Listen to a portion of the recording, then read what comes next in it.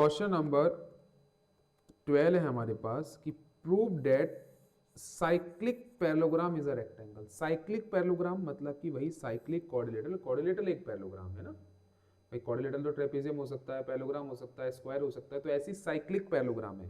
मतलब डेफिनेटली जो पैरेललोग्राम बन रहा है वो एक सर्कल के अंदर बन रहा होगा, तो बना लेते हैं।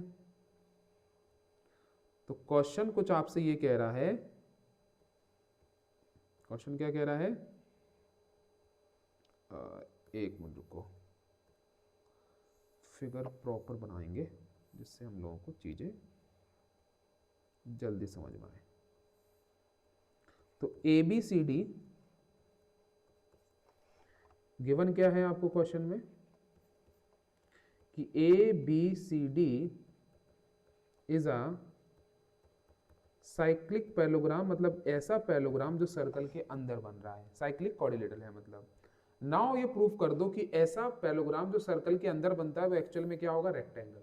तो देखिए एबीसीडी ऑलरेडी एक पैरेललोग्राम है। एबीसीडी क्या है, एक पैरेललोग्राम, दिस इज गिवन।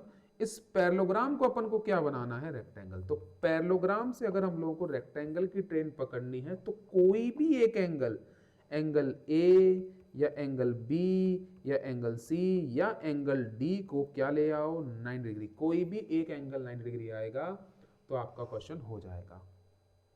अरे यस और नो, क्योंकि अगर एक भी एंगल 90 डिग्री आया तो चारों ही क्या हो जाएंगे, 90 डिग्री हो जाएंगे। रीजन, क्योंकि in a parallelogram opposite angles are equal. In a parallelogram sum of consecutive angle is 180 degree, तो चारों एंगल्स 90 डिग्री आ जाएंगे।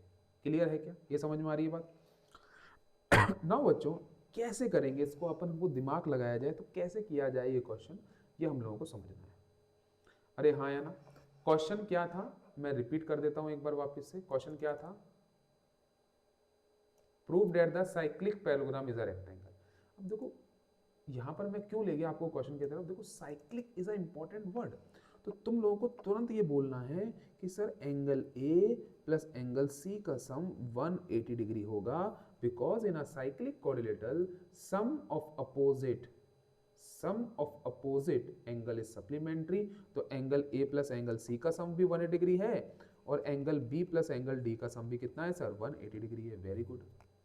अब आप तुरंत बोलोगे सर एंगल ए और एंगल सी तो इक्वल है, because in a parallelogram opposite angles are equal। Parallelogram में अपोजिट एंगल्स तो इक्वल होते हैं, तो एंगल ए किसके बराबर है, एंगल सी के बराबर है। और angle A plus angle C कितना है सर, 180 डिग्री है। तो एंगल ए एंगल सी की जगह भी क्या आएगा, एंगल ए आएगा। क्यों आएगा, क्योंकि ए और सी तो बराबर है, तो 180 डिग्री। तो हम ये समझ सकते हैं बच्चों कि angle A plus angle A 180 degree, तो twice of angle A equal to 180 degree. तो एंगल ए हो जाता है 180 डिवाइड बाय 2, इट्स 90 डिग्री। तो एंगल ए कितना आ गया आपका, 90 डिग्री। एक ऐसा पैरेललोग्राम है जिसमें एक एंगल कितना डिग्री आ चुका है, 90 डिग्री आ चुका है, तो उसको हम क्या कह देंगे, उसको हम लोग रेक्टेंगल कह देंगे। तो hence A B C D is a rectangle. ये प्रॉपर्टी भी हो गई कि ऐसा साइक्लिक पैरेललोग्राम, अगर साइक्लिक पैरेललोग्राम है तो उसको हम रेक्टेंगल कह सकते हैं। ये हमने यहां पर प्रूफ कर दिया है।